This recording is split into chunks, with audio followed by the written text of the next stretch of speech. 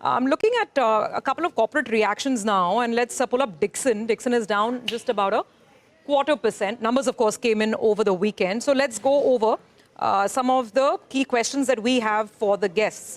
We have Saurabh Gupta, Director of Finance at Dixon, joining in for a conversation. And some of the key points that the market also, is putting the spotlight on. Number one, the outlook for the mobile segment, because there is an argument out there that, the growth is not as much as what the management was guiding or the market had in mind. Then, of course, we need to understand how the new JVs are shaping up, both Vivo and HKC. And, of course, new clients and new growth levers that the company is looking at for the rest of the year and, of course, going into the new year as well. Saurabh, thank you so much for joining in. Season's greetings to you. First of all, wish you, everybody at Dixon and, everyone at home a very, very happy Diwali. It's been a steady quarter. But allow me to ask you this, because, I mean, the guidance on the mobile, mobile phone volume side was about 15% growth. I think you've done about 13%. And in the market, the chatter has been all about Motorola, which is your big client, largest client, and the deceleration that's happening in the Motorola business. So just shed some light on it, and if you could assuage these concerns on the mobile phone volume. Yeah, good morning and wishing all of you and the entire CNBC team a very happy Diwali. Yeah, so my sense is we had projected a volume, budgeted a volume of almost 40 million mobile phones for this year, smartphones for this year. I think so we are on track for that. And the first 6 months we have done broadly 20 odd million. Yeah, within the customers, so we pretty much work with all the customers on the Android ecosystem. Yeah, within the customers, there can be some plus minuses, but broadly we are working towards achieving that 40 million number for this year and hopefully 65 million number for next financial year. All right. Hi, Mr. Gupta. Good morning. Festive cheer to you as well as the family and all at Dixon. Give us a few more details. How much of volumes would Launcher contribute in the coming year? And also, do you see a higher amount of volume shift into the JV from Launcher? Yeah, so Rajan, our JV should be operational by somewhere around April 26. We have taken a new facility in Noida, and we are expecting closer to 9 to 10 million volumes. There can be upside to those volumes, but yeah, the business plan is getting worked out. But yeah, 9 to 10 million is something that we are absolutely confident about for next financial year. Got it. Focusing on volumes itself, so 40 million for this year, which goes to 60 million. Out of that, the Launcher JV will contribute around 9 million. Exports will contribute how much? Around 65 million is what we are looking at. Next year, 65 million. How much will exports contribute both in this year as well as next?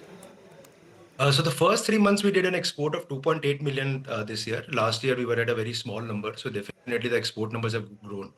And hopefully in the next 6 months also the numbers should grow for exports. So my sense is out of that 65 million, broadly 8 to 10 million can come from exports, if not more.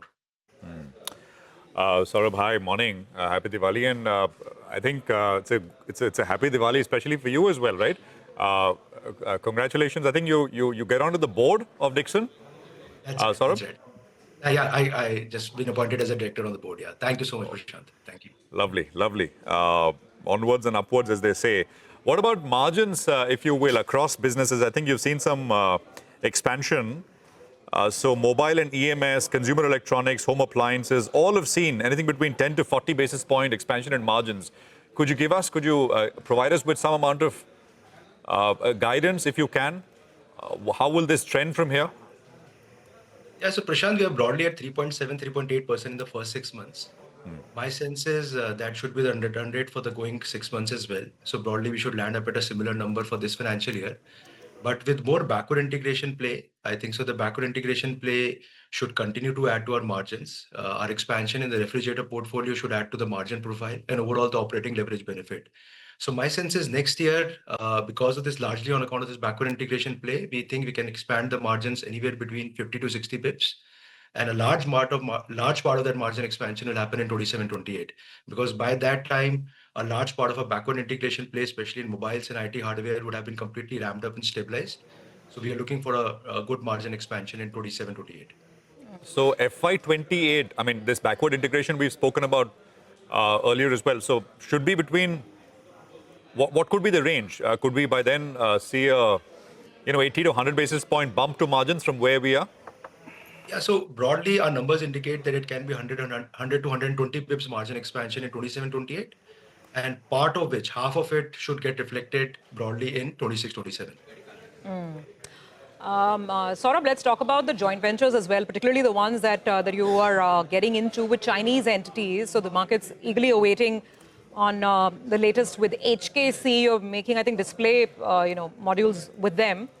There is Vivo as well. Just update us. I mean, have all the permissions and approvals come through? When do these go off the ground? And then I'll come to the the other alliances that you're looking at. But just an update on Vivo and HKC in particular. Yeah, so it's progressing very well. There has been a lot of back forth on answering the various queries of the various ministries, and we feel confident that the approval should come in the month of November, in the coming weeks. So we are absolutely geared up for that, and yeah, we plan to consolidate hopefully our numbers from Vivo hopefully in Q4, and yeah, HKC, yeah, the construction is happening. The machines will be installed by end of December. The trials will happen in Q1 or Q4 of this fiscal, and the mass production will happen in Q1. So we are absolutely on track. Our acquisition of Q-Tech happened on 26th September. So we started consolidating the financials. So that would already start to play out in Q3 and Q4. And we'll continue to deepen the level of manufacturing, expand our margin, expand the capacities, and also take advantage of the component PLI scheme. Okay. All right. And just very quickly, 10 seconds, overall top line growth for this year, and just give us the revenue mix. What will it be? And whether there'll be any pickup in your consumer electronics business, which obviously has been sluggish. So yeah, consumer electronics is sluggish because the TV demand was really muted in this quarter too, mainly on account of this postponement of purchases on account of the GST announcements. Hopefully, we should be able to recoup some of that in Q3. Yeah, my sense is the overall revenue guidance, I would say, should be closer to 30-35% for this year. But definitely, we are looking for almost a large growth for next financial year. So between 24-25 and 26-27, we should be broadly able to double our revenues. All right. And profitability, last year it was around 700 crores, which was double of the previous year. You're a 1 lakh crore market capitalization. Most on the street are anticipating by FY28, you'll do 2,200 crores of PAT. Is that possible? 700 crores last year goes to around 2,200 crores.